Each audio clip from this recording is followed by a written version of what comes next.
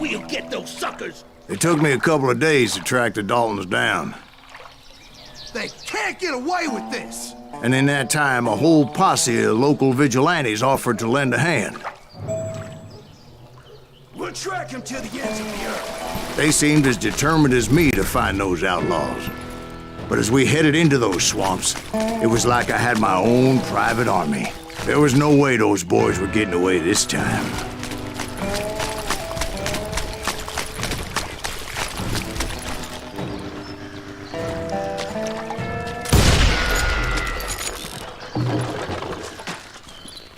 It was early fall, right? Beautiful time of year. At least you had the weather on your side. Not by my recollection. It was damp and foggy as hell. It was tough to stay on a true course, so we kept an eye out for landmarks.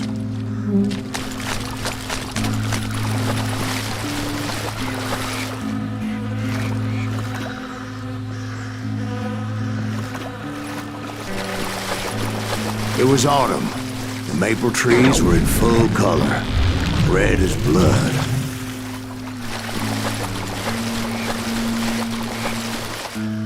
The rains that year were torrential, so the whole area was flooded. The vigilantes had spread out wide, and pretty soon I couldn't see anybody. Bury them in the swamp! Plant them where they stand! Except for some bitches ahead of me wanted to do me harm, so I had to face them alone. I wondered why my compatriots didn't come running when they heard the shots.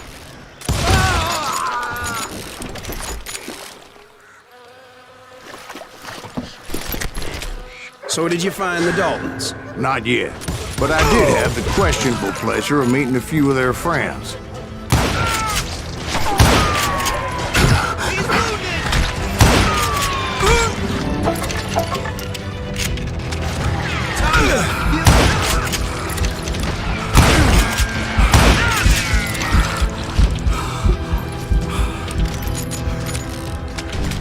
The boys had established quite a reputation by that time, so they attracted all manner of riffraff to their cause.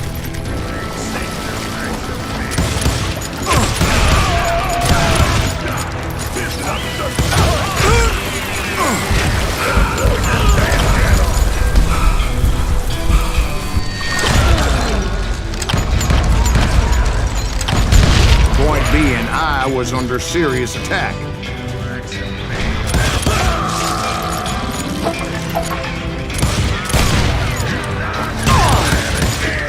Reinforcements was nowhere to be seen.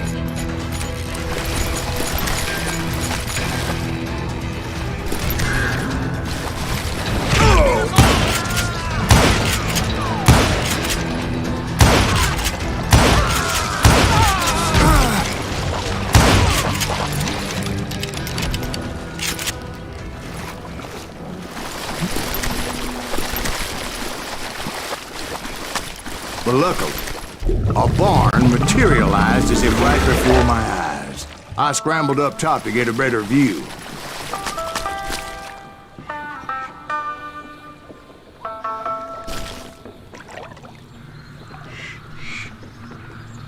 But just ended up falling inside. So, how did you get out?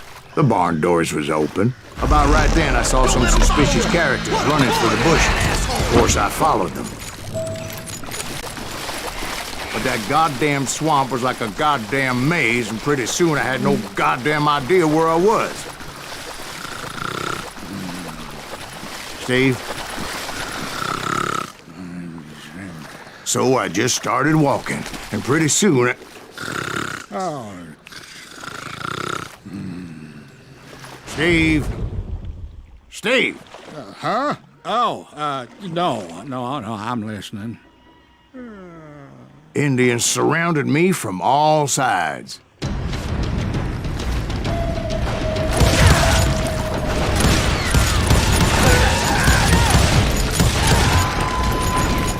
Indians?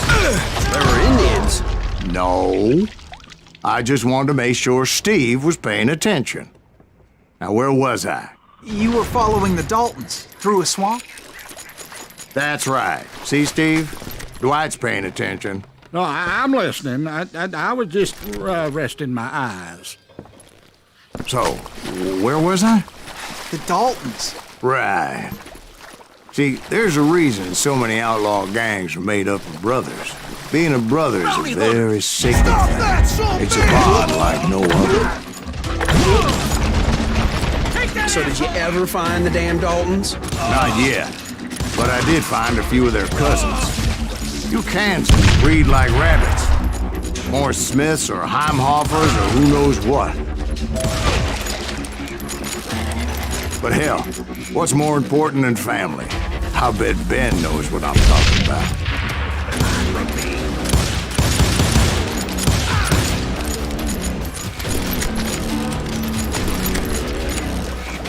Somebody kill that son!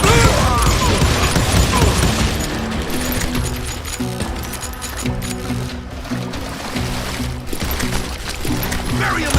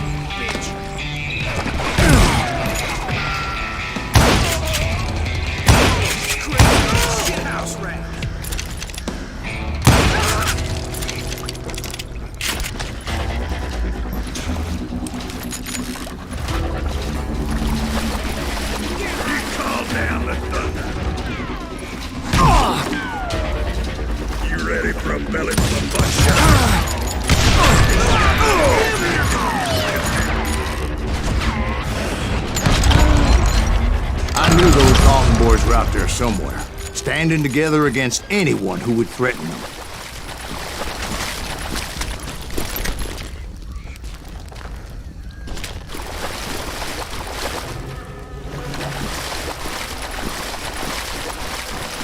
And that's when I saw it. A goddamn steamboat. A steamboat in a swamp? Yeah, Steve, but this wasn't much more than a wreck, really. But how'd a damn steamboat end up in the swamps? Guess it floated off during the flood of '89. Now, was it a stern wheeler or a side wheeler? What? Does that really make a difference, Steve? It was a steamboat with a goddamn army on board. It was then that a fusillade of bullets come raining down from on high, and those vigilantes who accompanied me weren't anywhere to be found. But among those men that were shooting at me, I thought I saw some familiar faces.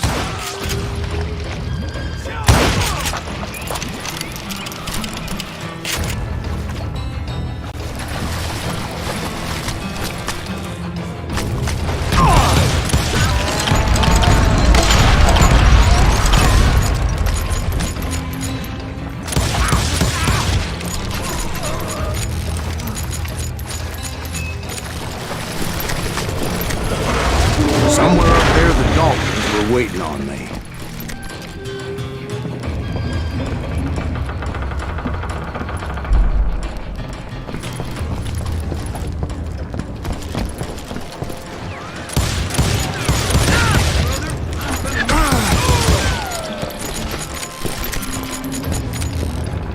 Sounds like you don't give up too easy.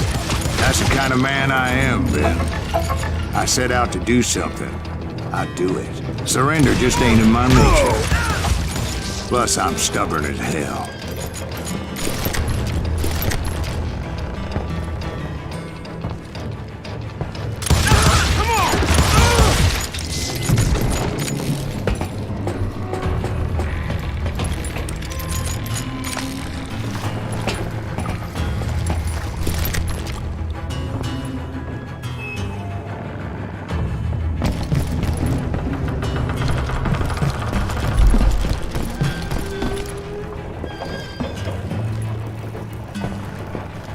Right about then, much to my relief, the vigilantes finally arrived.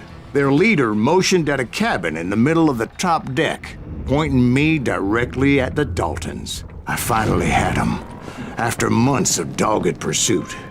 But it turned out that they had me. Take him out! I'm sending you to hell!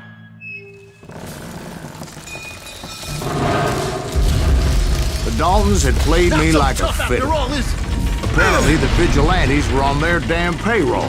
They didn't just want to shoot me. They wanted to burn me alive. But finding my way out of a burning labyrinth proved to be quite a challenge. It was a riverboat, right? I mean, it's not like it was a goddamn ocean liner. Well, yeah, but I was in a Did you hear about that ship that's gonna launch next year? Largest one in the world. We're talking about the Titanic. If you ask me, it's too blessed to. I don't think it'll even float. So anyway, Don't be stupid, Steve. They know what they're doing. They say that the Titanic is unsinkable. oh God, But getting back to that steamboat, how did you get off it, Mr. Greaves? I took in a lot of smoke that day, so I admit my recollection might be a bit hazy. But somehow I managed to finally disembark. It was time to settle this once and for all.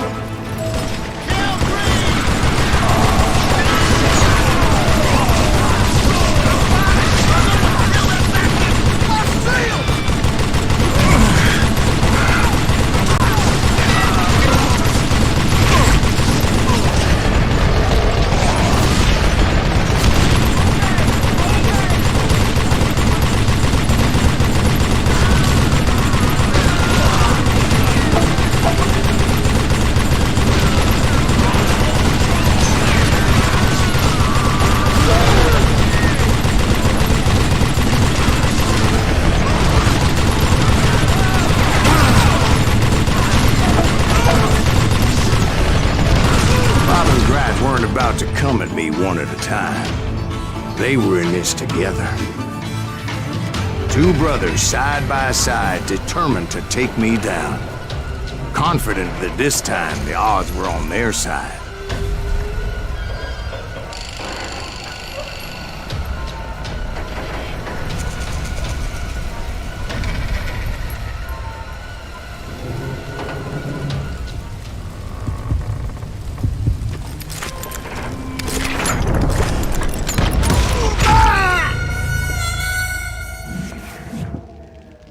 Oh my god.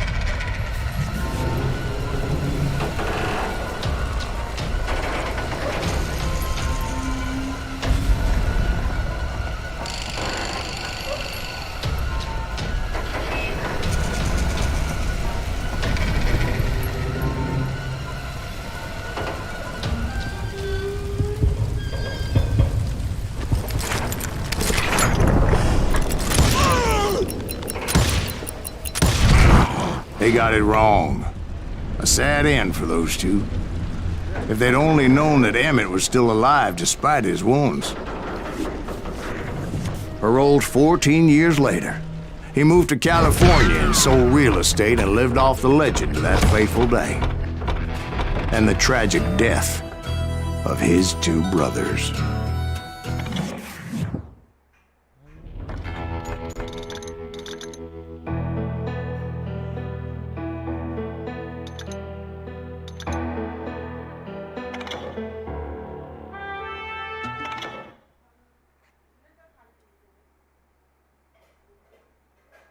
My own brothers died tragically as well, truth be told.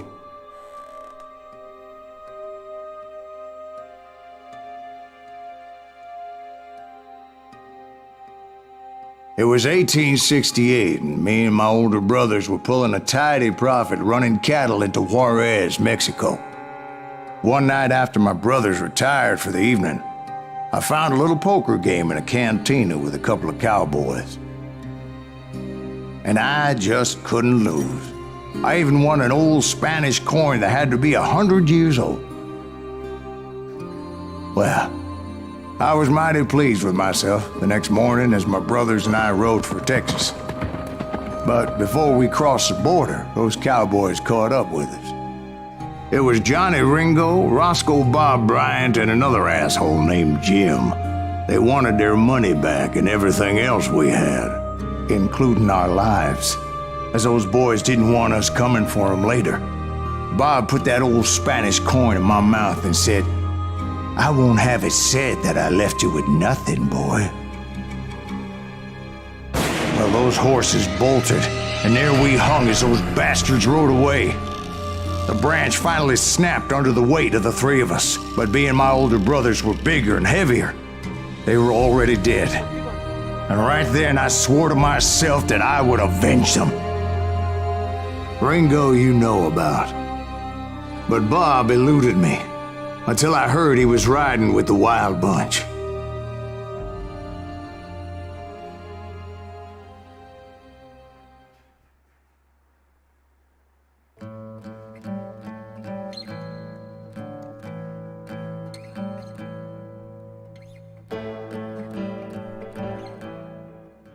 I'd been on their trail for months, ever since they left their hideout in the Bighorn Mountains. Led by Butch Cassidy, they were a loose association of outlaws who robbed banks and trains from Colorado to Montana. Among them was the Sundance Kid, and that murderous hombre I was tracking, Roscoe Bob Bryant. Were you a part of that giant Pinkerton posse after the Wild Bunch? No, boy. A circus like that would have slowed me down. Besides, I wanted Bryant all to myself. I'd heard about a large shipment of gold being transported to Wilcox, Wyoming on the Overland Flyer. I figured the Wild Bunch would likely hit such a treasure, and by God, I figured right. They blew the bridge with the intention of forcing the train to stop. Well, I assumed the Wild Bunch was likely in the still intact part of the train high above. I was determined to make that sumbitch Bob pay for what he did to my brothers.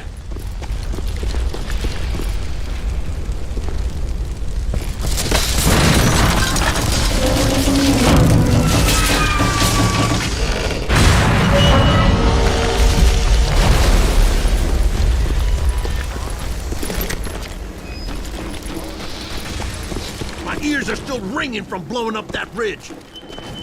What'd you say? I can't...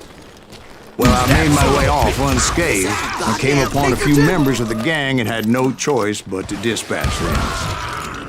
From there, I had to negotiate an even more precarious route. But first, I would need to get my ass out of there.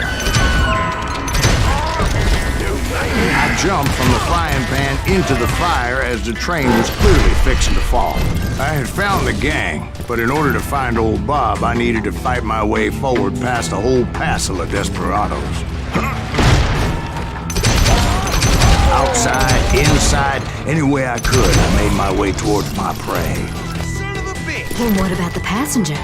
It was mostly a freight train, as I recall. There were no passengers aboard that day.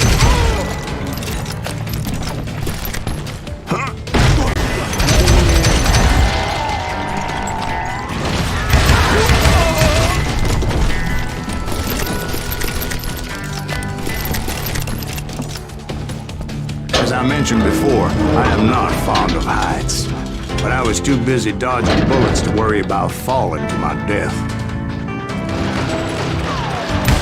Odds were I was likely to die that day anyway, so I was determined to take down as many of those bastards as I could.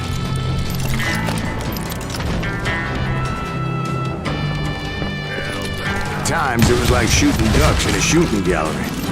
The only difference is these damn ducks shot back.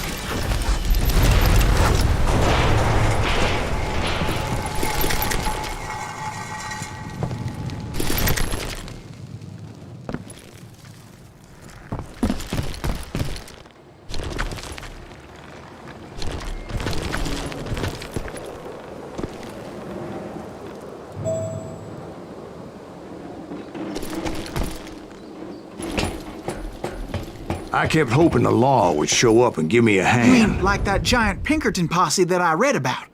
Did they come riding in, guns a-blazing to help?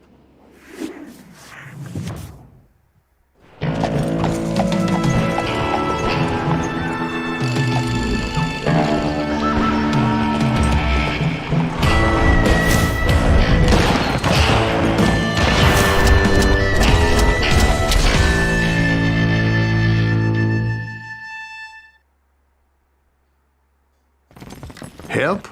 From the Pinkertons? No, son. I had to fight the Wild Bunch all by my lonesome, as usual. Who the hell is that? He's out of his mind! Take cover!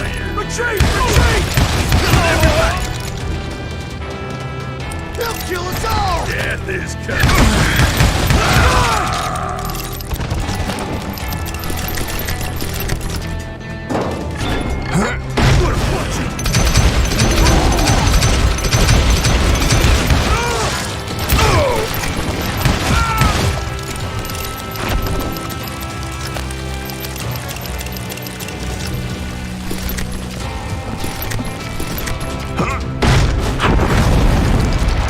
My guess is those dime novels didn't portray this as it happened, did they?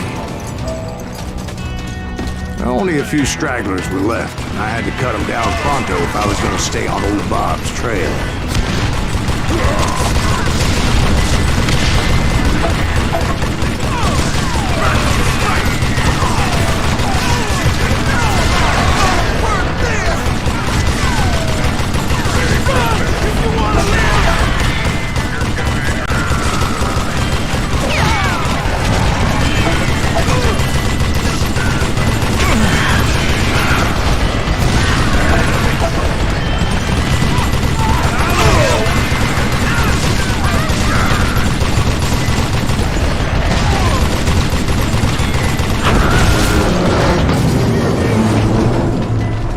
Once I silenced all those guns, I went searching for my nemesis, determined to finally have my justice. But the only survivor who welcomed me was George Flat-Nose Curry. Who was he? The fastest gun in the gang.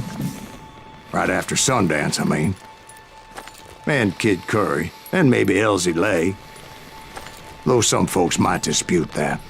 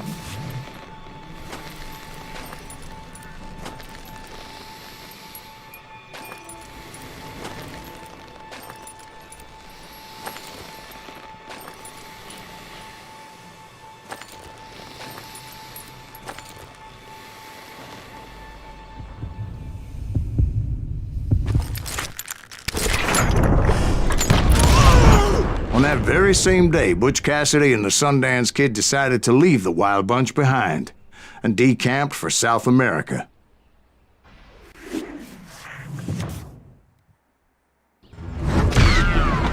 They ended up living down there for many years, but I'm sure you already know all about that.